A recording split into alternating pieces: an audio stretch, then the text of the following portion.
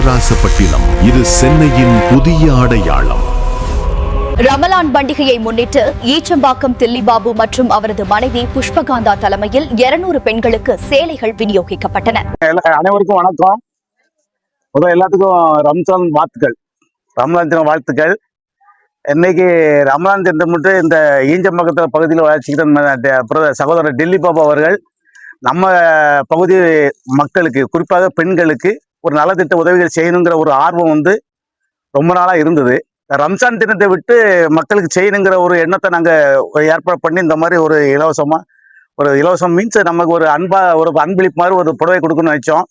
இதுக்கு மேலே ஒரு சில திட்டங்கள் வச்சுருந்தோம். ஆனால் தேர்தல் தேதி அறிவிச்சிட்டாங்க.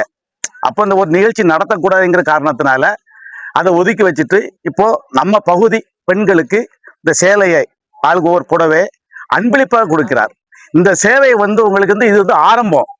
இந்த பகுதியில் மகளிர் குழு ஒரு அமைப்பை உருவாக்கி இந்த பகுதி பெண்களுக்கு முக்கியமாக ஒரு அடிப்படை தேவைகளிலிருந்து அன்னைக்கே சொன்னாங்க, கல்வி, அடிப்படை கல்வி, சமுதாய உரிமை, மகளிர் விடுதலை போன்ற போராட்ட இதுக்கு நம்ம பெண்கள் எல்லாம் ஒன்று சேர்ந்து பணியாற்றி ஒரு குழு அமைக்கணும். அதுக்கு இது ஒரு அஸ்திவாரமா அமைக்கணும்னு நினைச்சு மீண்டும் ஒரு முறை ரம்ஜான் வாழ்த்துக்கள் தெரிவித்து அண்ணன் தங்கச்சி இந்த மாதிரி புடவை வழங்குவார்கள். ஓகேயா?